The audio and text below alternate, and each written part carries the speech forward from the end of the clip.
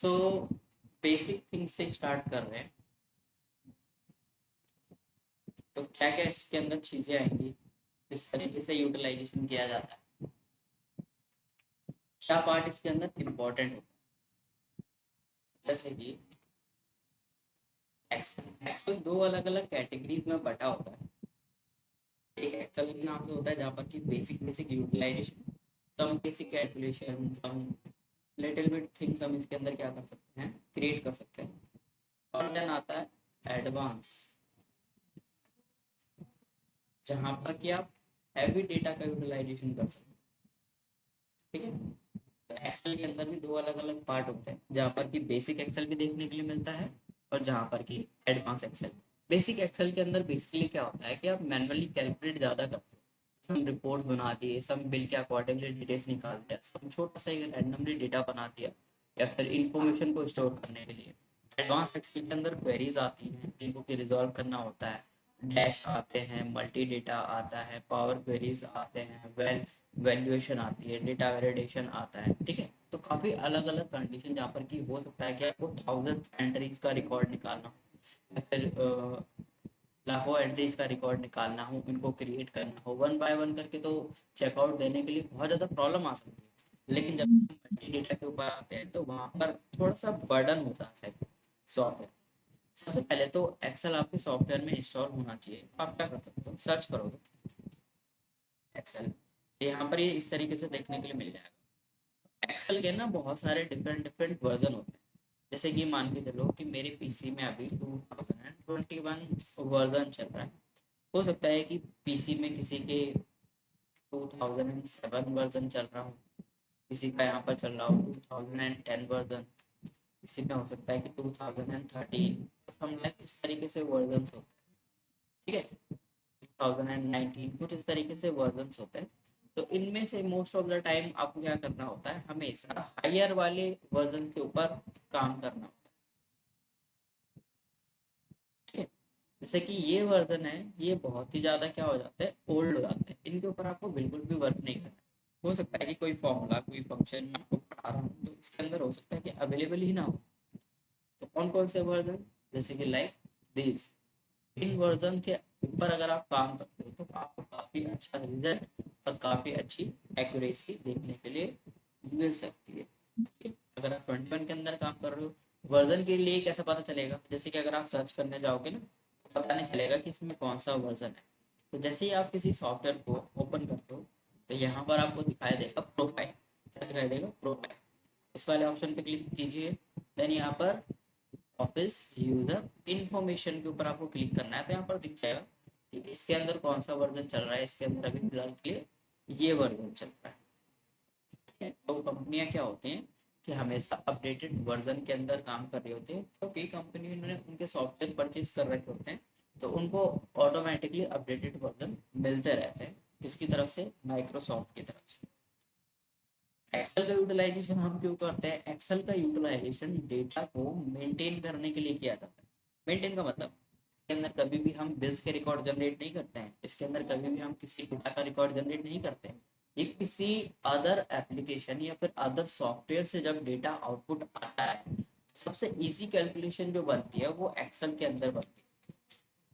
ये पूरे के पूरे डेटा को क्या कर सकता है, हैंडल कर सकता है। जैसे एग्जाम्पल के लिए मान के चलो, टैली सॉफ्टवेयर है, बिजी सॉफ्टवेयर है, प्राइम है, ईआरपी है। इन सॉफ्टवेयरों के अंदर जो भी बिल्स की एंट्रियां बन रही होंगी उसको एक्सपोर्ट किया जाता है किसके अंदर, एक्सेल के अंदर, फॉर डेटा मेंटेन करने के लिए। ठीक है, अब अगर डेटा की बात कर रहे हैं तो डेटा का मतलब हो गया, कुछ सेल कर रहे हैं हम, कुछ परचेज कर रहे हैं। दो ही चीज तो होती है इस पूरे वर्ल्ड में, या तो किसी चीज को सेल किया जा सकता है या तो किसी चीज को परचेज किया जा सकता है। अब वो चाहे कोई इंफॉर्मेशन हो, जैसे कि कोई पर्सन एक मोबाइल परचेज करता है, मतलब फोन परचेज करता है, तो क्या होता है उसके अंदर, सबसे पहले किस डेट पर परचेज किया है, क्या उस फोन का नेम था, एड्रेस पर दिया, या फिर लोकेशन से, या फिर उसको हम बोलेंगे कैरेक्टर पर दिया, कितना अमाउंट था, मतलब नंबर, या तो उस फोन की जो इंफॉर्मेशन है वो इतने तरीके से कैलकुलेट की जाएगी, भाई किस डेट पर लिया गया है, क्या उसका मैन्युफैक्चरिंग डेट है, क्या उसका अभी हमारे पास एक्सपायरी डेट बनेगा, कितने साल की वारंटी है, तो वो सारा चीज कैलकुलेट किया जाएगा डेट फॉर्मेट में। नेम कि कौन सा पर्सन उसको ले रहा है और किस पर्सन के थ्रू ले रहा है। कैरेक्टर का मतलब हो गया, कैरेक्टर समथिंग कुछ भी हो सकता है, किस एड्रेस पर जा रहा है, किस एड्रेस से उसने लिया है, क्योंकि तो उसके अंदर क्या आता है कि मल्टीपल कैरेक्टर्स आते हैं, मल्टीपल मतलब नंबर भी आ सकता है, टेक्स्ट भी आ सकता है, समथिंग। अमाउंट में जैसे कि कितने का सेल किया है, या फिर कितने का परचेज किया है, या फिर कितनी क्वांटिटीज में किया है, बल्क में किया है, डिस्काउंट में किया है, उसका प्राइस हो सकता है। ठीक है, हो सकता है कि उसको कुछ नंबर का डिस्काउंट भी किसी ने दिया हो, तो वो सारी चीज़ें न्यूमेरिकल फॉर्मेट में आए। तो मतलब दो ही चीज़ें होती हैं, या तो किसी चीज़ को सेल किया जा सकता है, या तो किसी चीज़ को परचेज किया जा सकता है। उसी के डेटा को मेंटेन करते हैं हम किसके अंदर, हमारे एक्सेल सॉफ्टवेयर के अंदर। अब हो सकता है कि एक कंपनी तो दिन भर में एक ही फोन तो बेचेगी, हो सकता है कि वो 1,000 फोन बेच ले, हो सकता है कि वो 10,000 फोन सेल करे, हो सकता है वो 20,000 लैक्स कितने भी एंट्री सेल कर सकता है। तो उन सब के रिकॉर्ड जो होते हैं वो कुछ इस तरीके से ही आते हैं। डेट, इस डेट पर किसी ने कुछ परचेज किया है, क्या उसका नेम था, मान के चलो कोई जय पर्सन है जिसने परचेज किया है, ठीक है, कितने का परचेजिंग अमाउंट था,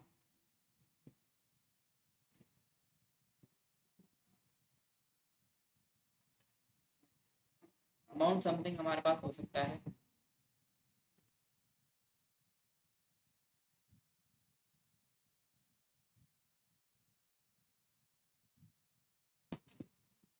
तो अमाउंट समथिंग हो सकता है, मान के चलो किसी ने 30,000 का फोन खरीदा हो, ठीक है, इस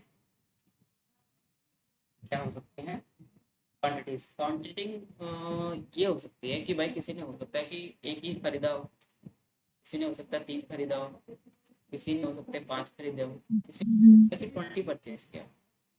देन फिर उनका आता है यहाँ पर ओवरऑल टोटल, मतलब इसको बोला जाता है ग्रैंड टोटल। इसमें हम टोटल कह सकते हैं। तो टोटल अगर मुझे इसका नंबर जनरेट करना हो तो इसको मल्टीप्लाई कर देंगे बाय दिस, तो ये हमारा क्या बन जाएगा, यहाँ पर टोटल बन जाएगा। तो कुछ इस तरीके से एंट्रिया बनती है, कुछ इस तरीके से ही डिटेल्स आती है।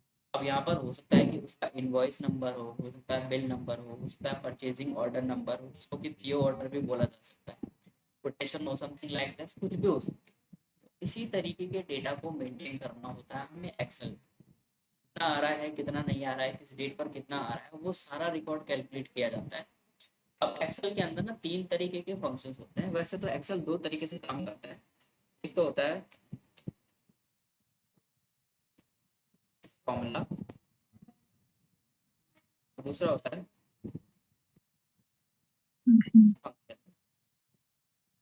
ठीक है, फॉर्मूला लाइक जैसे कि कभी आपने नोटिस किया हो कि सम, मैक्सिमम, मिनिमम, ठीक है, एवरेज, समथिंग इस तरीके से मुझे कुछ काउंट करना हो, या फिर मुझे वी लुकअप लगाना हो, एच लुकअप लगाना हो, लगाना हो, इस तरीके के जो होते हैं वो फॉर्मूलाज होते हैं। और लगभग इस सॉफ्टवेयर के अंदर हमारी तरफ से आपको 200 से प्लस फंक्शन सिखाए जाएंगे। ठीक है ना, जैसे ये हो गए 1 2 3 4 5, तो लगभग जो होते हैं वो हम आपको 200 फंक्शन सिखाते हैं। अब जरूरी नहीं है कि 200 फॉर्मूलाज जो हैं वो आपकी डेली यूटिलाइजेशन में आए, हो सकता है कि वो तो डिपेंड करता है कि डेटा के ऊपर कि आपके पास डेटा किस तरीके से आ रहा है। हो सकता है कि किसी का काम जो होता है वो 5 दिन भर में 5 फॉर्मूला भी ना लगा रहा हो सकता है कि कोई जैसे कि 20 फॉर्मूला यूज कर रहा हो सकता है कि कोई 50 से ज़्यादा फंक्शन यूज कर दे रहा हो, क्यों यूज कर दे रहा हो, बिकॉज ऑफ डेटा। अब जैसे कि एंट्री लेवल पे जैसे कि कैलकुलेशन वाली बात की जाए, जहाँ पर आपको प्रॉफिट एंड लॉस निकालना हो, या फिर आप इंश्योरेंस वगैरह समथिंग कर रहे हो, तो वहाँ पर क्या होता है कि फॉर्मूलाज ना ज़्यादा लगते हैं। क्यों ज़्यादा लगते हैं, क्योंकि आपको डिटेल ज़्यादा कैलकुलेट करवानी पड़ती है। यहाँ पर आउटपुट निकालना होता है, आउटपुट में जैसे कि V lookup, H lookup, match, index, offset, x lookup, इस तरीके के फंक्शन होते हैं। ये डेटा का आउटपुट निकालने के काम में आते हैं। ठीक है, कैलकुलेट करवाना हो तो कैलकुलेट करने के लिए डिफरेंट थिंग्स हो सकती है। ठीक है, तो लगभग कितने फंक्शन आपको कराए जाएंगे? Almost more than 200। एक सेकंड,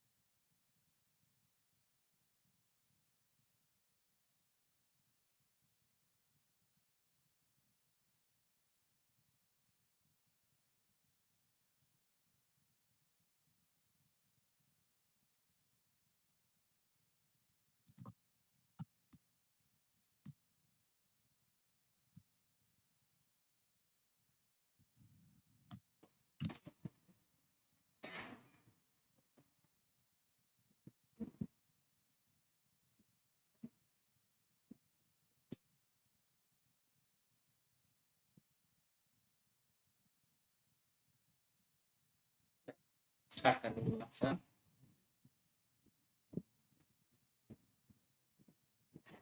जैसे कि क्या बताया गया है कि इसके अंदर हम कुछ इस टाइप्स के फंक्शन पढ़ेंगे और हर तरीके के फंक्शन अलग।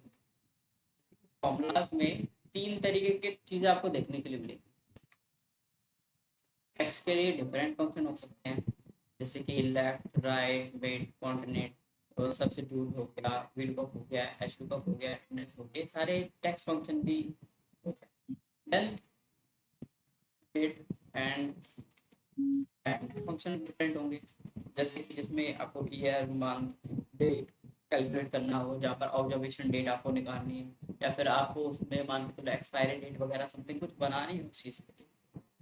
फिर हमारे पास एक अगला फंक्शन आ जाता है नंबर, जिसमें सब मैक्सिमम मिनिमम जो मैंने यहाँ पर आपको इम्पोर्टेंट लगभग कितने सीखेंगे हम सीखेंगे ऑलमोस्ट 200 से प्लस फॉर्मूला सीखेंगे इसके अंदर। अब जरूरी नहीं है कि इतने आपको याद रखने हैं, ये याद कैसे रख सकते हो प्रैक्टिस के। ठीक है, देन आता है फंक्शन। फंक्शन में जैसे कि अगर मैं बात करूँ तो होम टाइप की अगर आपको कुछ चीज़ें यूटिलाइजेशन करनी है, बोर्ड वगैरह हो गया, कंडीशन फॉर्मेटिंग वगैरह हो गया, रैप टैक्स, इंडेक्स में आप कुछ पाइवट वगैरह जनरेट करना चाहते हो, मल्टीपल डेटा लाना चाहते हो, चार्ट्स बनाना चाहते हो। ठीक है, डेटा के अंदर हो सकता है कि कुछ कैलकुलेशन लगाना हो, पावर क्वेरीज लगाना हो, कंडीशन लगाना हो, फॉरकास्ट लगाना हो, ये सारी चीज़ें होती है फंक्शन के अंदर आती है। तो फॉर्मूला जहाँ पर भी आपको फॉर्मूला लगाना होगा, हो सकता है कि वो चीज़ थोड़ी सी डिफिकल्ट हो, जहाँ पर आपको फंक्शन का यूज़ करना होगा। जैसे कि अगर मान के चलो एक स्विच बोर्ड है, स्विच बोर्ड के अंदर दो चीज़ें होती हैं, या तो एक स्विच होता है और एक बोर्ड होता है। स्विच के अंदर क्या है कि आप उसको केवल ऑन ऑफ कर सकते हो और यहाँ पे ऑफ कर सकते हो, लेकिन स्विच बोर्ड के अंदर जो मैकेनिज्म है कि कौन सा वायर कहाँ लगना है, तो जो ऑन ऑफ है इसको समझो कि ऐसा ये एक फंक्शन है, और जो उसके अंदर मैकेनिज्म है कौन सा वायर किस पे लगना चाहिए, किस पर कनेक्ट होना चाहिए, किस पर कनेक्ट नहीं होना चाहिए, वो समझो एक फॉर्मूला है। तो मतलब ऑन ऑफ करना इजी है, मतलब फंक्शन लगाने इजी है। अगर मैं किसी फंक्शन के ऊपर क्लिक करूंगा तो जस्ट वो उसके लिए मुझे क्लिक करना पड़ेगा और अप्लाई हो जाएगा। तो कुछ होते हैं क्लिकेबल और कुछ होते हैं नॉन क्लिकेबल। तो जो भी चीज़ क्लिकेबल होती है किसी भी सॉफ्टवेयर के अंदर, जहाँ पर कि मैं माउस के थ्रू यूटिलाइजेशन कर सकता हूँ, वो हमेशा इजी देखने के लिए मिलेगा। मतलब बटन को ऑन ऑफ करना तो इजी होगा ना, लेकिन उसके अंदर का जो मैकेनिज्म है जहाँ पर कि मुझे कोई फॉर्मूला अप्लाई करना पड़ेगा कि भाई ये चीज़ ऐसे होनी चाहिए, जब इसके ऊपर क्लिक किया जाएगा तो कुछ इस तरीके से रिस्पॉन्ड करेगा, इसको बढ़ाया जाएगा, रोटेट किया जाएगा तो इसकी स्पीड जो है वो इंक्रीज या फिर डिक्रीज हो जाएगी। तो उसके लिए लगता है फॉर्मूला, मतलब कि थोड़ा सा उसमें हमें एक्स्ट्रा एफर्ट डालना पड़ता है। तो फॉर्मूलाज वाली चीज़ें थोड़ी सी डिफिकल्ट हो सकती हैं, वहाँ पर आपको थोड़ा सा प्रैक्टिस ज़्यादा करना पड़ेगा। फंक्शन जो कि पहले से प्री डिफाइंडेड होते हैं कि भाई अगर आप इसके ऊपर क्लिक करोगे तो यही अप्लाई होगा, ठीक है ना। तो 99% जो होता है हम इसके ऊपर फोकस करते हैं, हम 90% मान के चलो, हम जो होते हैं वो फॉर्मूलाज के ऊपर फोकस करते हैं, क्योंकि लाइफ के अंदर ये बहुत ज़्यादा इंपॉर्टेंट, कहीं पर भी आप किसी भी रिपोर्ट को बना रहे होंगे तो हमेशा फॉर्मूला के थ्रू ही बनाओ, क्योंकि फंक्शन जो होते हैं वो बहुत ही इजीली यूटिलाइजेशन में आ जाते हैं, और 99% लोगों को फंक्शन पहले से आते हैं। फॉर्मूलाज लगाने में प्रॉब्लम हो सकती है, क्योंकि उसके लिए थोड़ी सी प्रैक्टिस की जरूरत पड़ती है, ठीक है? ये चीज़ें मैंने इसके अंदर बताई, ये चीज़ें होते हैं, चाहे आप सेल से रिलेटेड ले लो, चाहे परचेज से रिलेटेड ले लो, डेटा की ही तो बात की जा रही है, वो डेटा के अकॉर्डिंग ही सारी चीज़ें गिनी जाएगी। तो कुछ अब बेसिक बेसिक यूटिलाइजेशन करते हैं, जैसे कि मैंने बताया डेटा, तो डेटा कुछ इस तरीके से ही आता है, जैसे कि हमारे पास कुछ आईडी होती है, कुछ नेम होता है, किसी ने कुछ सेल किया और कुछ क्वांटिटी थी उसके पास, आईडी 1 3 4 5 7 समथिंग में कुछ दे देता हूँ, नेम समथिंग में कुछ जय, विकास, राहुल, मोहन, रवि समथिंग दे देता हूँ। हो सकता है कि इन्होंने कुछ सेल्स किया हो, क्या सेल्स किया हो, किसी नंबर के अकॉर्डिंगली सेल्स किया हो,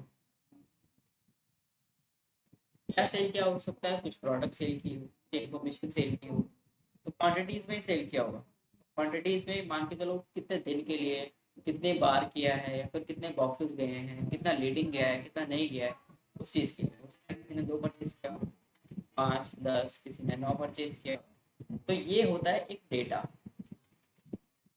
है ना। ये होता है कुछ इस तरीके से फॉर्मेट में डेटा कि जो हमेशा कुछ इसी रूप में आएगा, क्या खरीदा, कौन खरीद रहा है, कहाँ से खरीद रहा है, किस डेट पर खरीद रहा है, वो सारी इन्फॉर्मेशन आती है इसके अंदर।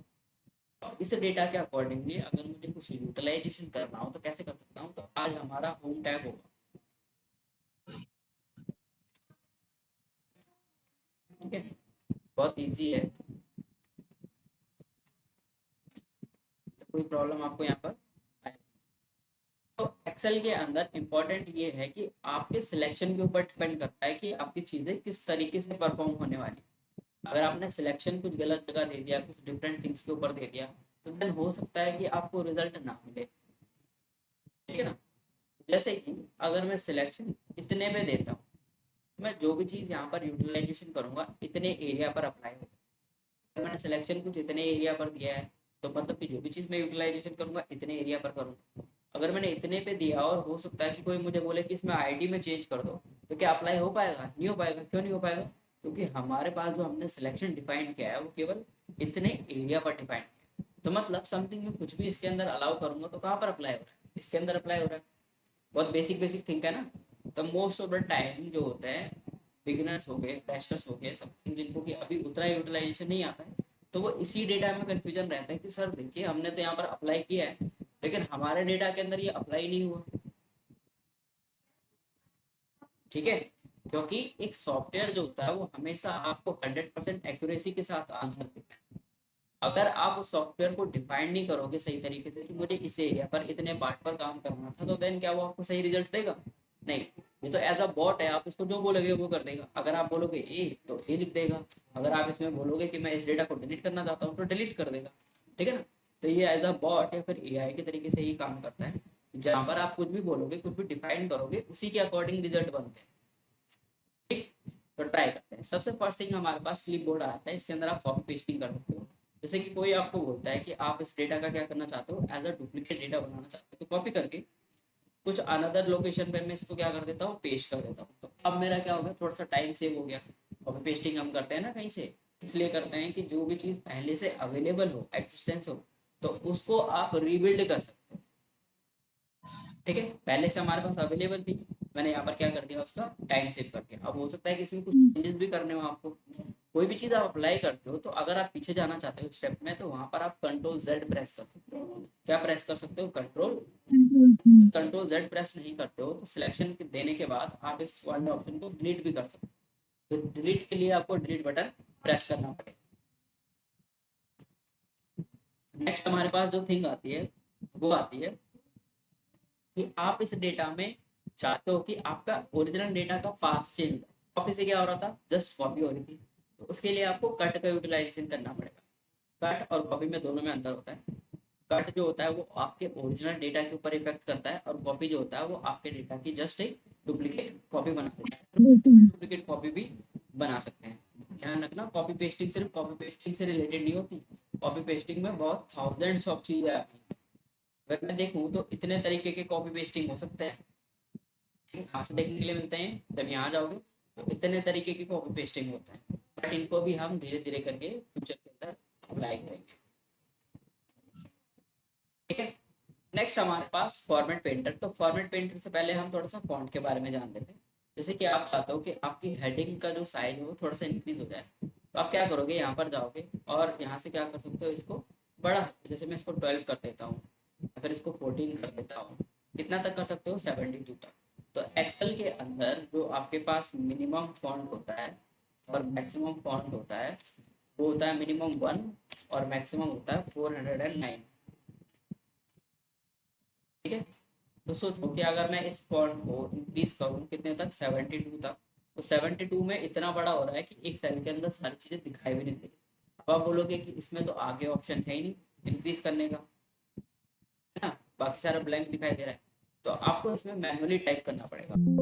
कर देता हूँ 100 में, कुछ क्या हो जाएगा इतना, 200 कर देता हूँ। हो सकता है कि अगर 400 कर दूंगा तो मेरी डिस्प्ले पर वो पूरा का पूरा विजिबल भी ना हो। तो ऐसा इतना बड़ा फॉन्ट क्यों यूटिलाइज। तो जब भी आपको अपने डेटा को पब्लिक करना हो, पब्लिक मतलब किसी न्यूज़पेपर के लिए, किसी वेबसाइट के लिए, समथिंग, किसी भी प्लेटफॉर्म के लिए, या फिर किसी ऐप्स के लिए, या फिर किसी मान के चलो यूट्यूब, फेसबुक, समथिंग जगह पर आप इसको पुट करना चाहते हो, तो उसके लिए आप इतने बड़े बड़े फॉन्ट्स का यूटिलाइजेशन कर सकते हैं। मैक्सिमम फॉन्ट क्या होता है, 409। मिनिमम क्या होता है, 1। अगर आप इसमें उस रेंज से बाहर की डिटेल डाल दोगे तो आपको ये एज अ रेंज दिखा देगा। जैसे कि मैं 500 दे देता हूँ, कि मुझे एक एरर दिखा दे, मैं अपने डेटा के अंदर मिनिमम और मैक्सिमम इतना ही फॉन्ट क्या कर सकते हो, इंक्रीज कर सकते हो। ये पता होना बहुत ज़्यादा जरूरी है, क्योंकि क्या होता है कि जैसे मान के चलो आप एक ऐसी फील्ड में काम कर रहे हो कि जहाँ पर आपका डेटा वेबसाइट पर पोस्ट होता है, तब वो तो डेवलपर करेगा, आपका काम तो नहीं है। बट डेवलपर को भी तो आप बताओगे ना कि मेरा फॉन्ट जो है इस तरीके से है, मेरा डेटा का फॉर्मेट इस तरीके से है। ये डेटा अगर मैं वहां पर लेके जाता हूँ तो क्या हो जाएगा, वहां पर आपका डेटा शो ही नहीं होगा उस वेबसाइट पर, क्योंकि वेबसाइट्स होती है वो बहुत ज़्यादा ज़्यादा पिक्सल्स की होती है। ये पूरा डेटा जो है आपको दिखाई भी नहीं देगा, बहुत छोटा सा दिखाई देगा, उसके लिए बहुत जूम करना पड़ेगा। तो इतना बड़ा फॉन्ट इसीलिए होता है कि जब आपको पब्लिक करना होता है डेटा, तो वहां पर इजीली दिखाई दे लोगों को। अगर आप चाहो तो इसके अंदर राइटिंग स्टाइल भी चेंज कर सकते हो। कहाँ से कर सकते हो, यहाँ पर जाओगे तो ये होते हैं कुछ राइटिंग स्टाइल। ठीक है, डिफरेंट डिफरेंट। अगर आप बनाना चाहो तो यहाँ से क्या कर सकते हो, बना सकते हो। अच्छा, जरूरी नहीं है कि यही आपको करना है, थाउजेंड्स ऑफ होते हैं। और अगर आप अलग से डाउनलोड करना चाहो तो अलग से डाउनलोड भी किए जाते हैं। इनके अंदर आप चाहो तो अपने डेटा के अकॉर्डिंगली फॉन्ट का यूटिलाइजेशन करके आइकन भी जनरेट कर सकते हो।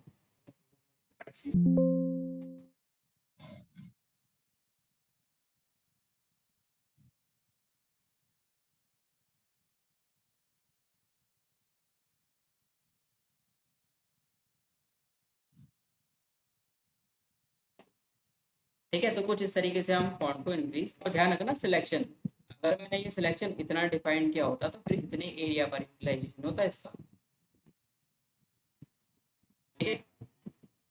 देन आता है हमारे पास यहाँ पर बोल्ड की कंडीशन। बोल्ड का मतलब क्या होता है कि जैसे आप इस डेटा को थोड़ा सा थिक बनाना चाहते हो तो उसके लिए आप बोल्ड का यूटिलाइजेशन करते हो। अच्छा, एक सॉफ्टवेयर के अंदर दो तरीके से काम में किया जा सकता है। एक जो होता है लॉन्ग हो सकता है और एक होता है शॉर्ट। लॉन्ग का मतलब क्या होता है कि आप हो सकता है कि मैनुअली वहां पर जा रहे हो। शॉर्ट का मतलब क्या होता है कि जैसे कि एक्सेल के अंदर ना कुछ शॉर्टकट कीज होती है। जैसे कि अगर मुझे इसको बोल्ड करना था तो मैं क्या किया, बोल्ड वाले ऑप्शन पे गया और बोल्ड के ऊपर मैंने क्लिक किया। लेकिन अगर इसी को मुझे शॉर्ट फॉर्मेट के ऊपर क्लिक करना होता है तो देन मैं डायरेक्टली कंट्रोल की प्रेस करता और हमारे डेटा के अंदर ऑटोमेटिकली बोल्ड हो जाता। तो एक चीज को करने के दो तरीके होते हैं, या तो आप कोई लॉन्ग प्रोसेस फॉलो कर सकते हो, या तो आप उसमें कुछ शॉर्टकट कीज का यूटिलाइजेशन कर सकते हो। फिलहाल के लिए अभी शॉर्टकट कीज की जरूरत नहीं है। जरूरत इसलिए नहीं है क्योंकि पहले आपको मैनुअली देखना होगा कि वो चीज़ कहाँ से अप्लाई होती है। ठीक है, देन हम उसका कोई शॉर्ट वे यूटिलाइजेशन कर सकते हैं। जैसे कि आप इसको चेंज करना चाहो, क्या चेंज करना चाहो, इटैलिक में चेंज करना चाहो, तो यहाँ पर दिख रहा होगा आपको हल्का सा टिल्ट हो रहा है, ठीक है ना। इसी को अगर आप शॉर्टकट की से करते, कंट्रोल आई कर देते, तो देन जो चीज़ जहाँ से ओपन होती है वो चीज़ वहीं से क्लिक होती है। जैसे एक स्विच है, वहीं से ऑन ऑफ होता है और वहीं से ऑफ भी हो जाता है, ऑन भी हो जाता है, ठीक है ना। जैसे मैं यहाँ पर इसको बोल्ड कर रहा हूँ, तो मतलब यहीं से ये इनेबल भी होगा और यहीं से डिसेबल भी हो जाएगा। तो ऐसा नहीं है कि कहीं और आपको जाना है। देन यहाँ पर मान के चलो आप अपने डेटा के अंदर कुछ अंडरलाइन लगाना चाहते हो। अंडरलाइन का मतलब होता है सम इम्पोर्टेंट थिंग। मैं चाहता हूँ कि कुछ इंपॉर्टेंट है, ये पर्सन या फिर इस पर्सन की डिटेल कुछ इंपॉर्टेंट है, मैं जस्ट क्या करूँगा, अंडरलाइन वाले ऑप्शन पे क्लिक कर दूंगा, तो यहाँ पर अंडरलाइन लग करके आ जाएगी, ठीक है। मैं चाहता हूँ कि ये जो है भाई बहुत ज़्यादा इंपॉर्टेंट है, या फिर ये जो है बहुत ज़्यादा इंपॉर्टेंट है, इससे भी ज़्यादा इंपॉर्टेंट, तो क्या करेंगे, यहीं पर जाएंगे और यहाँ पर एक डबल साइड, ये इंपॉर्टेंट थिंग है और ये उससे भी ज़्यादा इंपॉर्टेंट थिंग है, ठीक है। क्योंकि आपको तो पता है लेकिन सामने वाले पर्सन को थोड़ी पता है। तो फोकस करना है किसके ऊपर, इसके ऊपर और इसके ऊपर। बाकी सारा डेटा हमने क्या किया हुआ है, देखा हुआ है। मोस्ट ऑफ द टाइम आप हमेशा खुद के लिए रिपोर्ट नहीं बना रहे हो, तो किसी सामने वाले पर्सन के लिए रिपोर्ट बना रहे हो, ठीक है ना। 99% आप किसी सामने वाले यूजर के लिए इंटरफेस, जैसे कि बिल है, तो बिल किसके लिए होता है, हम तो चाहे तो अपने सिस्टम में ऐसे भी लिख सकते थे, लेकिन हम चाहते हैं कि वो जो कस्टमर है उसको भी प्रोवाइडेंस दे कि क्या खरीदा है, कितने पे खरीदा है, कितना जीएसटी, कितना डेट पे था, क्या था उसका अमाउंट, कितना डिस्काउंट दिया है हमें। तो उस चीज़ के लिए हमें अलग से बिल बनाना, इंफॉर्मेशन को शेयर करने के लिए, ठीक है। नेक्स्ट, अगर आप इस डेटा के अंदर समथिंग कुछ और यूज करना चाहते हो, जैसे कि बॉर्डर्स वगैरह लगाना चाहते हो, बॉर्डर का मतलब होता है लिमिटेशन, एक डेटा का एरिया का पार्ट लिमिटेशन के अंदर आना। तो यहाँ पर जाओगे, जैसे कि बॉटम में बॉर्डर लगाओगे तो बॉटम में आ जाएगा। आपको ऑल साइड बॉर्डर लगाना है, तो कुछ इस तरीके से ये बॉर्डर वाला पार्ट बन जाएगा। बॉर्डर नहीं चाहिए तो हम क्या कर देंगे, इस डेटा में से रिमूव कर देंगे। कैसे रिमूव करेंगे, नो बॉर्डर, हट गया ना। इससे हमें पता चलता है कि हमारा डेटा का पार्ट कौन सा है। बॉर्डर अगर मैंने लगाया होगा, मान के चलो मैंने कुछ इस टाइप में एक बॉर्डर लगा दिया, अब देखो ये डेटा अलग ही कंसिडर किया जा रहा है और ये वाला डेटा जो है वो अलग ही कंसिडर किया जा रहा है, दिख रहा है ना आपको। तो बॉर्डर का मतलब इस वाले पार्ट को इसने अलग कंसिडर कर दिया और इस वाले पार्ट को इसने अलग कंसिडर कर दिया। इसमें हो सकता है कि कोई पर्सन डिफरेंट थिंग लगा दे, जैसे कि आउटसाइड बॉर्डर लगा दे कुछ इस तरीके से।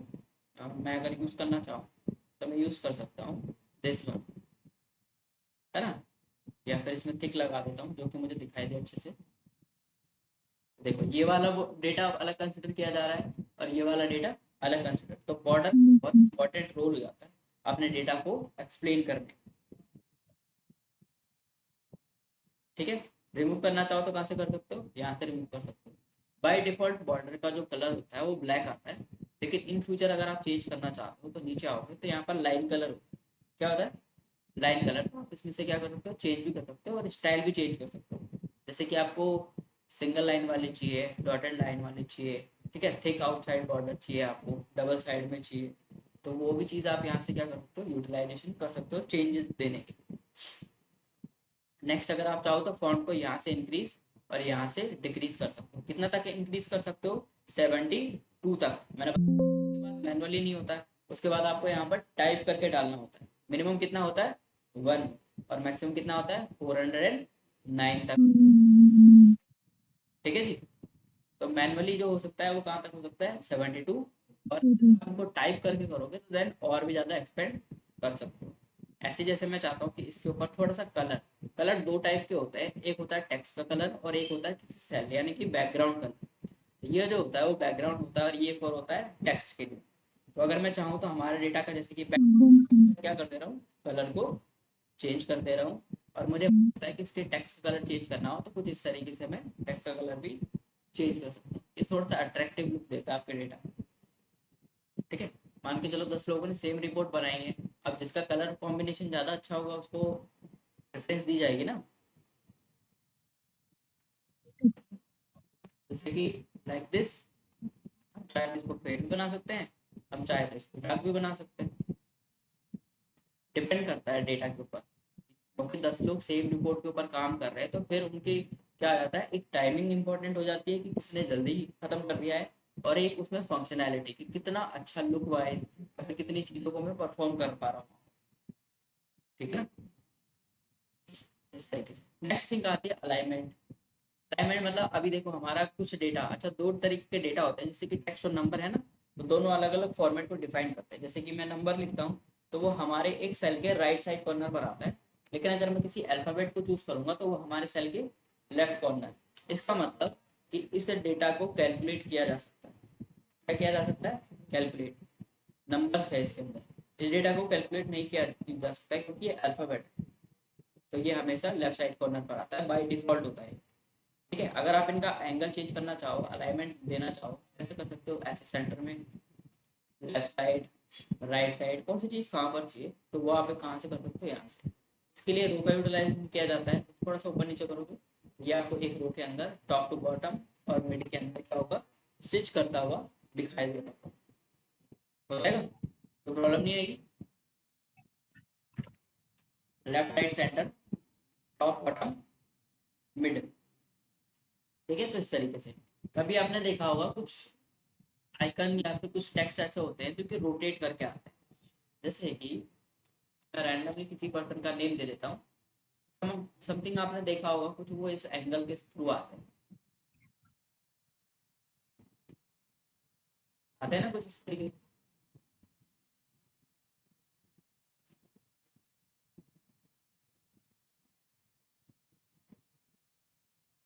कहीं ना कहीं नोटिस किया होगा, ये वहां पर आते हैं कि जहाँ पर जैसे कि आपकी कंपनी के लोगो समथिंग बनाना चाहो आप क्रिएट कर सकते हो। देन थोड़ा सा बैकग्राउंड में जैसे वाटर मार्क दिया जाता है, तो कुछ इस तरीके हम चाहते हैं कि वो दिखाई दे लेकिन वो एडिटेशन मोड में ना दिखाए। इस तरीके से इनका क्या किया जा सकता है, एंगल वगैरह भी चेंज किया जा सकता है वर्टिकली, जैसे कि ऐसे लिखा होता है, ऐसा है थोड़ा सा बड़ा है ना, तो कुछ इस तरीके से। ठीक है, बाकी ये कॉलम की विड्थ को इंक्रीज और डिक्रीज करने के लिए आप कहाँ से भी कर सकते हो, यहाँ से। क्या करना है, इस ऑप्शन पे डबल क्लिक करके आपको इसको इंक्रीज और डिक्रीज कर देना होगा। ठीक है, जैसे मैंने इसको इंक्रीज और डिक्रीज किया ना यहाँ से। वैसे हम चाहें तो इसको फॉर्मेट से भी कर सकते थे, लेकिन फिलहाल के लिए वो ऑप्शन आ गए तो अभी हम मैनुअली कर रहे हैं।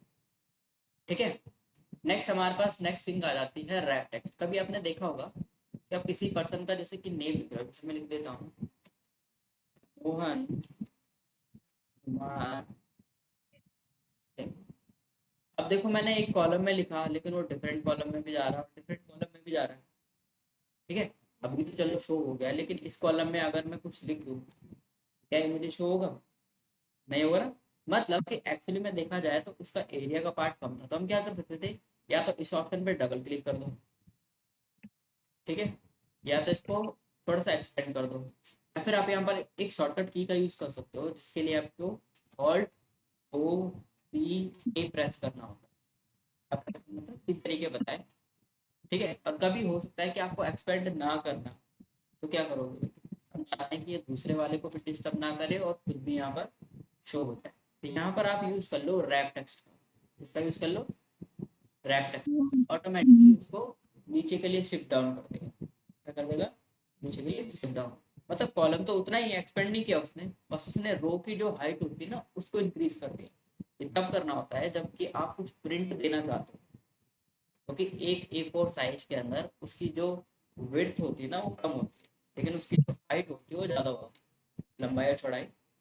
तो चौड़ाई जो होती है उस पेज की कम होती है, लेकिन अगर हम चाहें तो इंक्रीज कर सकते हैं इसकी हाइट को, क्योंकि लेंथ में ज़्यादा होता है। ठीक है, तो वहाँ पर बहुत ज़्यादा काम में आता है, क्योंकि कभी कभी होता है कि एक ही पेज के अंदर नहीं आ रहा होता आपका प्रिंट, वो सडनली दूसरे पेज पे चले जाता है, तो वहाँ पर भी इस चीज़ को बचाया जा सकता है। खैर प्रिंटिंग वाला टॉपिक हमारा आगे आ गया, तो वहाँ पर हम डिटेल में बात करेंगे इस चीज़ की। ठीक है, नेक्स्ट हमारे पास यहाँ पर मर्ज एंड सेंटर। कभी कभी आपने देखा होगा कि मैं एक डेटा के अंदर पूरी टेक्स्ट लिख रहा हूँ, जैसे मैंने लिखा एच, अगर मैं इसको इंक्रीज करता हूँ तो ये ना इसको क्या करता है, पूरे इसकी विड्थ को बढ़ा देता है ना। अब मान के चलो यहाँ पर भी कुछ लिखा होता, अब देखो इसके लिए भी इतना बड़ा कर दिया इसने, जबकि ये तो कम एरिया के अंदर है। तो ऐसे नहीं करना, आप क्या करना चाहिए था, आपको जस्ट यहाँ पर आना चाहिए था, और आप कितने एरिया के लिए बनाना चाहते हो उस एरिया के ऊपर चूज करना चाहिए। क्या करेंगे, हम सेलेक्ट लेंगे जितने एरिया पर हमें चाहिए, इसको हम क्या कर देंगे, मर्ज कर देंगे। अब इसके अंदर मैं अगर ए लिखता हूँ,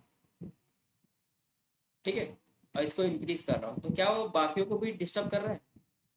अब नहीं कर रहा ना। तो ये बेनिफिट होता है, आप क्या कर सकते हो, इसको मर्ज करके करवा। अगर पहले यहाँ पर लिखा होता ए, और अब अगर मैं करूँ इसको, तो ये क्या करेगा, सबको चेंज करता जाएगा धीरे धीरे। प्रॉब्लम हो रही ना।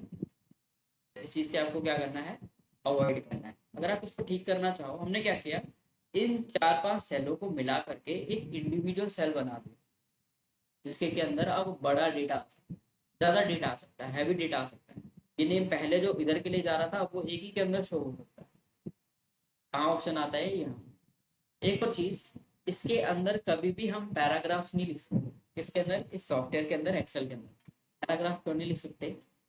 क्योंकि इस डेटा के अंदर आपके बीच में कॉलम आ रहे हैं। क्या होते हैं कॉलम? जैसे कि मैं लिख लेता हूँ, हाय माय, ठीक है, नेम इज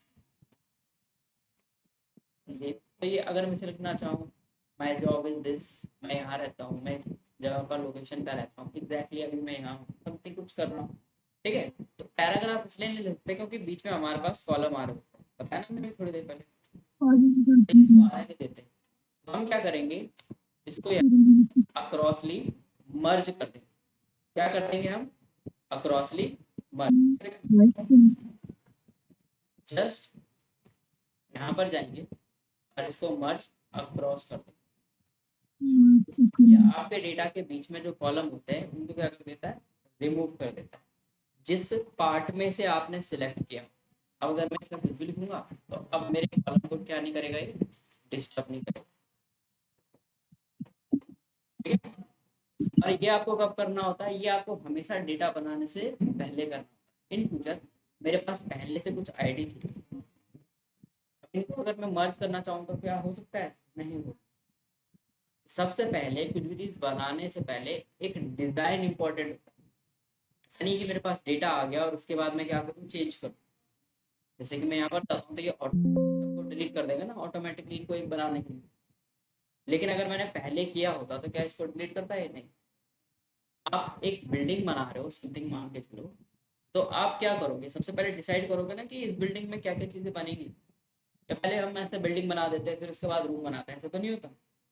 नहीं होता। तो साथ ही होता है। तो हमेशा पहले आपको डेटा का क्या करना होता है, फॉर्मेट डिस्कस करना होता है कि मुझे कौन सी चीज़ क्या चाहिए। मान के चलो अगर मैं चाहता कि किसी का मुझे जैसे कि सीवी बनाना है, रिज्यूमे बनाना है, तो मैं एक बताता ना पहले फॉर्मेट कि भाई यहाँ पर मुझे जो है किसी का इमेज चाहिए, ठीक है। मुझे यहाँ पर हो सकता है कि उसका पाथ कितने एरिया पर वो क्या कर रहा है वो चाहिए, ठीक है। हो सकता है कि मुझे यहाँ पर कुछ पैराग्राफ देने हो, इतने एरिया पर इतने एरिया पर, जिसमें कि मैं अपनी कुछ इन्फॉर्मेशन देना चाहता हूँ। हम क्या कर देंगे, इसमें अक्रॉस वाले ऑप्शन पे चूज कर देंगे। हमें हो सकता है कि यहाँ पर जो है अपने डिटेल्स देनी थी, तो हम यहाँ पर ऐसा करते हैं, सेंट्रलाइज इसको मर्ज कर देते हैं। अब जैसे कि इसमें मैं अगर बॉर्डर लगा,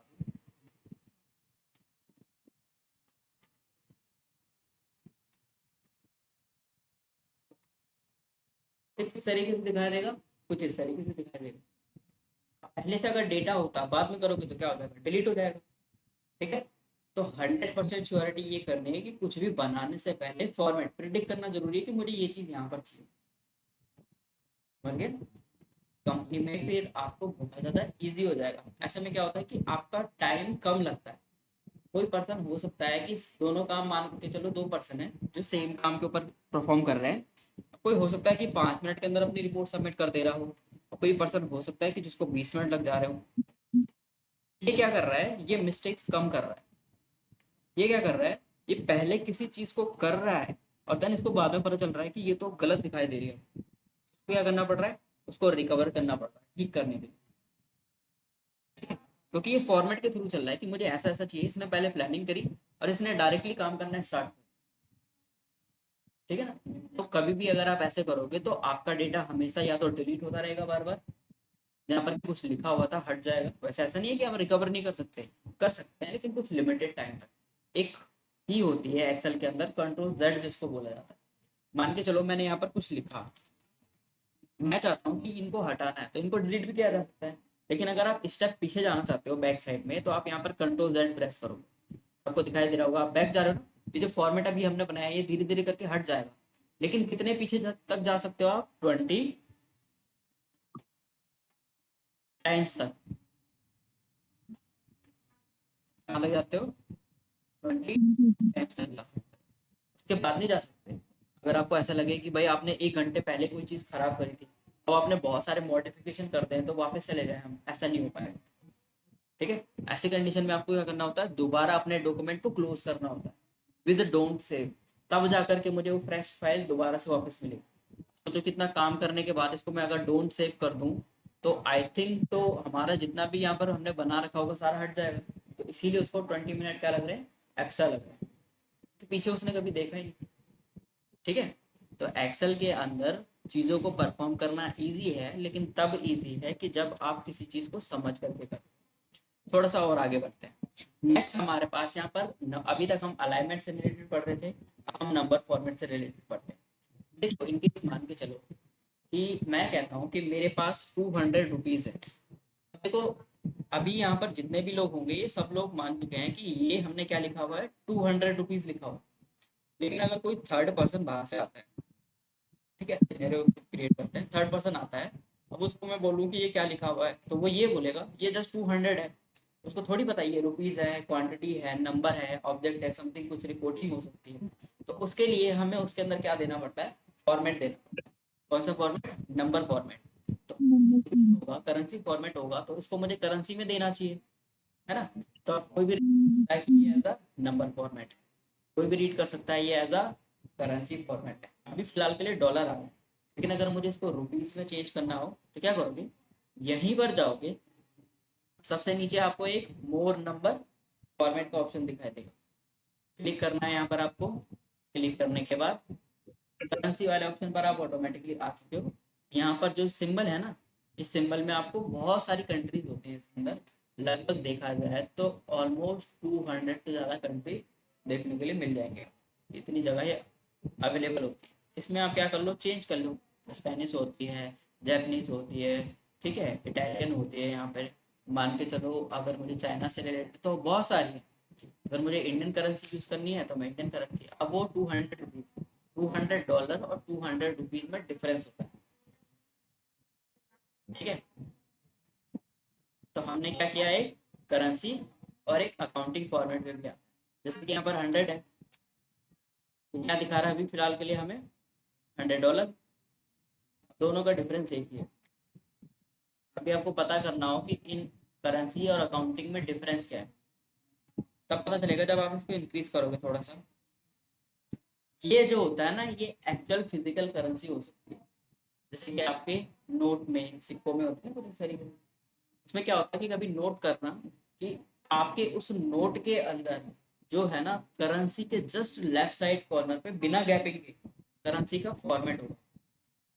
लेकिन अगर वहीं आप किसी बिल को देखो, तो हमेशा आपको राइट हैंड साइड कॉर्नर पर, उसके पेज पर अमाउंट दिखाई देगा। और लेफ्ट हैंड साइड में जैसे कि मान के चलो यहाँ पर लिखा हुआ है कि कितने का सेल्स किया है, और राइट साइड कॉर्नर पर कितने का अमाउंट था वो लिखा होगा। लेकिन किसी नोट के साथ देखना तो जस्ट उसके पहले उसका सिंबल होगा कुछ इस तरीके से, और जस्ट उसके बाद उसकी नंबरिंग क्या होगी, नंबरिंग। ठीक है, तरीके से पता किया जा सकता है कि ये किसी सिस्टम से जनरेट किया हुआ नंबर है। जैसे कि बिल के थ्रू किसी ने बिल बनाया और मैंने उसको एक्सेल में इंपोर्ट कर दिया, तो देन पता चल जाएगा कि ये किसी ने बिल के थ्रू बनाया, ये किसी ने मैनुअली डाला, तो इसी सॉफ्टवेयर के अंदर कुछ कर रहा था जो कि ऐसा होता है, सॉफ्टवेयर चेंज नहीं कर सकते ना। ठीक है, तो इस तरीके से पता किया जा सकता है। ऐसे डेट में भी होता है। डेट लाने के लिए क्या करोगे आप, कंट्रोल सेमीकोलन प्रेस करो। सेमीकोलन मतलब एल के राइट वाला बटन होता है, कंट्रोल सेमीकोलन।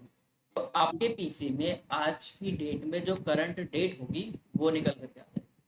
ठीक है, अगर आप इसका फॉर्मेट चेंज करना चाहो तो फॉर्मेट चेंज कैसे कर सकते हो, यहाँ पर आप जाओ, तो ये होता है शॉर्ट। इसमें ना मंथ के बारे में पता नहीं चलता कि कौन सा मंथ है। यहाँ पर एक ऑप्शन आता है लॉन्ग डेट फॉर्मेट।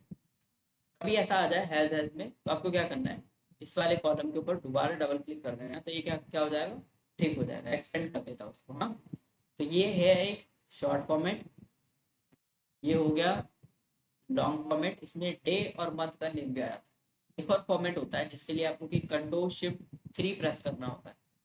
इसमें क्या होता है, मंथ का नेम आता है, मतलब बहुत बड़ी डेट भी नहीं बड़ी और मुझे पता भी चल जाएगा, क्योंकि देखो कभी कभी क्या होता है ना कि 4 मंथ आ गया और 5 उसके अंदर डे आ गया, तो कंफ्यूज हो जाएंगे हम कि डे कौन सा और मंथ कौन सा है, क्योंकि हर एक पीसी में ना अलग अलग फॉर्मेट तरीके का डेटा हो सकता है। किसी में पहले ईयर आ जाता है, किसी में पहले मंथ आ जाता है, किसी में पहले डे आ जाता है। ये छोटी छोटी चीजें होती हैं, आप इसमें से क्या कर सकते हो, ट्रैक कर सकते हो। नेक्स्ट थिंग हमारे पास क्या आ जाती है, नेक्स्ट इन टाइम फॉर्मेट। किसी को अगर मुझे टाइम ये एक फॉर्मेट बना करके दे दिया है, बाकी टाइम तो हमें क्या डालना पड़ेगा, इसमें खुद से फिल करना पड़ेगा। ठीक है ना, जैसे मैं यहाँ पर आता हूँ, तो मैंने किया क्लिक टाइम फॉर्मेट के ऊपर, तो इसने टाइम फॉर्मेट बना देगा। अब मैं कुछ भी लिखूंगा तो वो उस टाइम के फॉर्मेट में आ जाएगा। ठीक है। नेक्स्ट थिंग हमारे पास क्या आती है, परसेंटेज। अच्छा, परसेंटेज में थोड़ा सा कंफ्यूजन हो सकता है। अभी आपने देखा होगा कि आपने जैसे कि कोई वैल्यू लिखी है, अब अगर इसको आप परसेंटेज में कन्वर्ट करोगे तो ये एज अ मल्टीप्लाई कर देता है बाय कितने से, 100 से। कितना लिखा हुआ आ जाएगा यहाँ पर, 1000%। क्योंकि डिस्ट्रीब्यूशन नहीं दिया गया है, तो मोस्ट ऑफ द टाइम हमको क्या करना है, पहले फॉर्मेट लगाना है। यहाँ पर आ जाते हैं तो पहले हम क्या कर देते हैं, फॉर्मेट चेंज कर लेते हैं। क्या फॉर्मेट कर दिया हमने, परसेंटेज। अब अगर इसमें मैं 10 लिखता हूँ, कितना मान रहा हूँ उसको, 10%। लेकिन अगर पहले से नंबर होगा, मान के देखो पहले से कुछ वैल्यूज हैं, इसको मैं कन्वर्ट करता हूँ एज अ परसेंटेज में, तो ये मल्टीप्लाई कर देगा भाई कितने से, 100 से। तो हमेशा आपको ये ध्यान रखना है कि नंबरों के अकॉर्डिंगली पहले फॉर्मेट देना है, तभी जाकर आपको उसमें वैल्यूज सही आएंगे। ठीक है। कहीं पर ये फ्रैक्शन आ जाता है तो आफ्टर कैसे होना चाहिए टाइम, तो इसमें पोजिशनिंग से रिलेटेड होता है। पोजिशनिंग के बाद ही क्या करता है, उसमें सेपरेट करता रहता है, एक्स्ट्रा स्पेसिस देता है। मैथमेटिक वाला भी होता है लेकिन उसको अवॉइड करता है। साइंटिफिक जैसे कि आप बहुत सारे ना नंबर लिख देते हो कुछ इस तरीके से, तो ये ऑटोमेटिकली आपको एक ना फॉर्मेट बना करके दे देंगे। ठीक है। इसको बोला जाता है साइंटिफिक फॉर्मेट। मतलब कि इसको एज अ नंबर के तौर पर रीड नहीं किया जा सकता है, तो एक्सेल उसको खुद से एक प्री डिफाइंड फॉर्मेट दे दे रहा है कि इसको मैं ऐसे रीड करवा सकता हूँ आपके लिए, लेकिन वो नंबर होता है। कभी अगर जैसे कि ऐसे नंबर हो, ठीक है, और इनको अगर मैं ऐसे कन्वर्ट कर दूँ साइंटिफिक वे में, तो कुछ ऐसा आता है। कुछ नहीं करना है आपको, यहाँ पर जाना है और इसको नंबर में कन्वर्ट कर देना है, या फिर इसको क्या कर दोगे, जनरल में कन्वर्ट कर दो। जनरल में कर दोगे तब भी ठीक हो जाएगा, लेकिन अगर बड़े नंबर आ गए तो, बड़े नंबर लाइक दिस। अब इसको अगर मैं यहाँ पर मान के चलो जनरल के ऊपर क्लिक कर रहा हूँ तो कन्वर्ट नहीं हो रहा, अब नहीं हो रहा ना। तो इसको ठीक करने के लिए क्या करना पड़ेगा, पहले आपको नंबर में कन्वर्ट करना पड़ेगा। अब इसमें डेसिमल आ जाता है, क्या आ जाता है, डेसिमल। तो डेसिमल या फिर उनको इंक्रीज करने के लिए यहाँ से आप इंक्रीज कर सकते हो और यहाँ से आप डिक्रीज कर सकते हो। ठीक है। तो इसमें थोड़ा सा एक्स्ट्रा एफर्ट लगाना पड़ेगा, पहले हमें उसको नंबर में कन्वर्ट करना पड़ेगा और फिर उसके अंदर से डेसिमल में हमें हटाने पड़ेंगे। अगर आप चाहते हो कि इसमें डेसिमल्स ना आए तो मोर ऑप्शन में जा करके जैसे कि हमने उसमें क्या चूज किया था, नंबर। तो नंबर में यहाँ पर हमेशा आप क्या करते हो, 0। अगर आप इसमें 2 करके रखोगे तो हमेशा इसमें 2 डेसिमल आएंगे। अगर आप इसमें 1 करके रखोगे तो 1 डेसिमल आएगा। अगर 5 करके रखोगे तो 5 डेसिमल आएंगे। डेसिमल का मतलब होता है कि जैसे किसी ने सेल किया है 10.40 रुपीज, तो ये पैसे होते हैं ना, तो ये डेसिमल। आप चाहो तो इसको इंक्रीज कर सकते हो, पैसे इंक्रीज कर सकते हो। ठीक है। तो ये चीज़ है। बाकी अगर आप जैसे कि टेक्स्ट फॉर्मेट में देखना चाहो, मैंने बताया था ना, टेक्स्ट फॉर्मेट में, टेक्स्ट फॉर्मेट एक्चुअली होता क्या है, जैसे कि अगर मैं देखूँ थोड़ा सा ना, मैं यहाँ पर बहुत ज़्यादा एक्सप्लेन करता हूँ आपके लिए। मेरे पास कोई नंबर लिखा हुआ है 10, 20 और 30। अब अगर इनको जैसे मैं जोड़ूँ तो दो तरीके से जोड़ा जा सकता है। या तो आप इनको मैनुअली जोड़ लो, इसके अंदर इसको और इसके अंदर इसको प्लस कर, कितना रिजल्ट आया, 60 आया। इसके अंदर जैसे कुछ फॉर्मूला की बात करूँ, मैंने बताया था ना कि एक्सेल के अंदर फॉर्मूला भी होते हैं, सम, मैक्सिमम, मिनिमम। तो अगर मैं इसके अंदर कोई फॉर्मूला लगाऊं जैसे कि सम, क्या लगाऊं, सम। अब देखो, मैं यहाँ पर जाता हूँ और इसके अंदर सम लगाता हूँ और इनको सिलेक्ट कर देता हूँ। मैं इनको सम मतलब टोटल, सम का मतलब होता है सम नंबर ऑफ टोटल्स। तो ये क्या आंसर दे रहा है, 60। अब यहाँ पर थोड़ा सा ना ट्विस्ट आएगा। क्या ट्विस्ट आएगा, अगर मैं किसी नंबर को कन्वर्ट कर दूं एज अ टेक्स्ट में, जैसे कि इसके आगे मैंने जस्ट एक साइन लगा दिया डबल सिंगल कॉट का, तो अब देख रहा होंगे आप कि यहाँ पर इसने तो अपना जो रिजल्ट है वो कितना प्रिंट आउट दिया है, 60 ही दिया है, लेकिन इसने अपना जो आंसर है उसको मॉडिफाई कर दिया। क्योंकि ये क्या कहता है, मैंने क्या बताया था कि नंबर के लिए हमेशा नंबर से फंक्शन, अब कभी भी टैग के वहां पर काम नहीं है। तो ये दो डिफरेंट डिफरेंट थिंग के रिजल्ट आते हैं। जब तक कि आप इसको कन्वर्ट नहीं कर देते किसी नंबर में, तब तक ये आपको रिजल्ट नहीं देगा। ये ऐसे बग्स कब आते हैं कि जब मोस्ट ऑफ द टाइम अपना डेटा आप किसी वेबसाइट से, किसी जीमेल से डाउनलोड करो, तो वहां पर आपको ये इफेक्ट देखने के लिए मिलेगा। ठीक है, तो अगर मान के चलो कि कोई पर्सन इस डेटा को ऐसे टोटल कर रहा होता और सडनली इसके अंदर कुछ मैं वैल्यूज के अंदर मॉडिफाई कर देता, ठीक है, अब अगर इसमें मैं क्या लगाता हूँ, इक्वल्स टू सम लगाता हूँ, तो हमें पता ही नहीं चलता कि हमारे डेटा के अंदर कहाँ कुछ प्रॉब्लम है। क्योंकि छोटे डेटा में तो चलो मुझे दिख जाएगा कि ये है, लेकिन अगर ये हजारों एंट्रियां होती तो ये कंपनी तो करोड़ कितनी भी एंट्रियां कर सकती है, कितनी भी सेल कर सकती है। लैपटॉप का एग्जांपल लेता हूँ, तो हो सकता है कि वो एक साल में 1 लाख लैपटॉप सेल कर रहे हो, पर डे के अकॉर्डिंगली हो सकता है कि वो 1000 लैपटॉप सेल कर रहे हो, हमें थोड़ी पता चलेगा।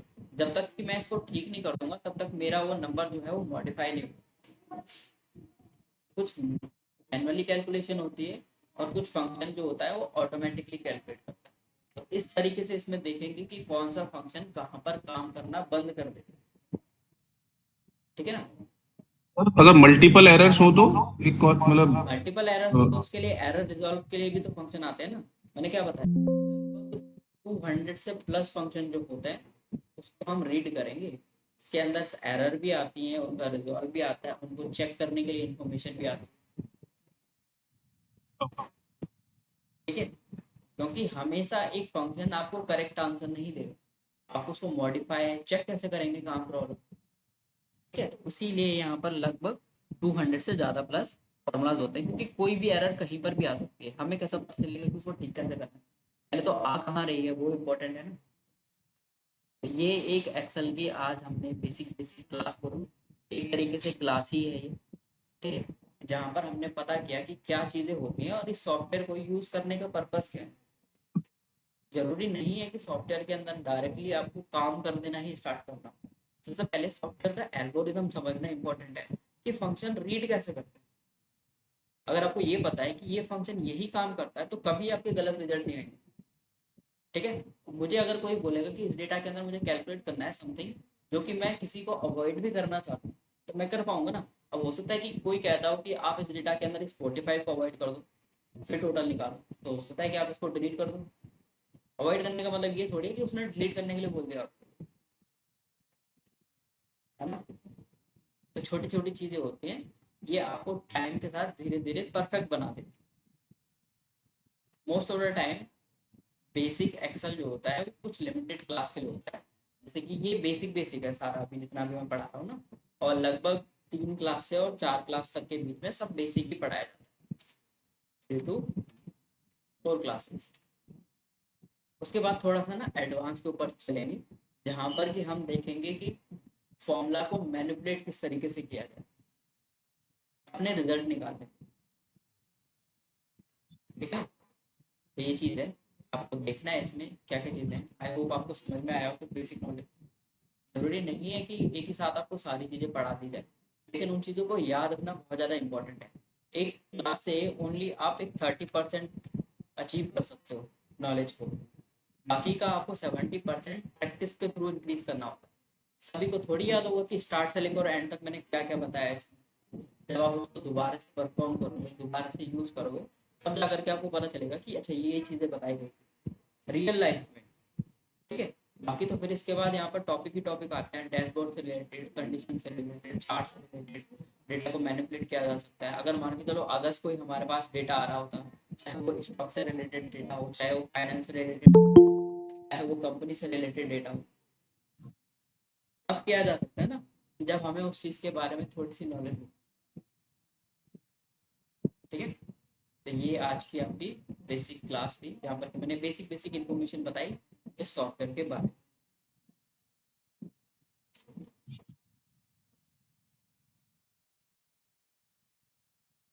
इजी लगा डिफिकल्ट लगा? इजी है ना? इजी तब तक है जब तक आपके लिए कोई और परफॉर्म कर रहा है। देखने में सारी चीजें इजी लगती है, लेकिन जब खुद करने के लिए जाते हैं उन चीजों को याद भी रखना है, रिमाइंड। अगर मैं सॉफ्टवेयर को ओपन ना करूँ, मैं तब भी आपको सेम तरीके से पढ़ा सकता हूँ, क्योंकि वो सारी चीजें याद रखने के ऊपर यूटिलाइज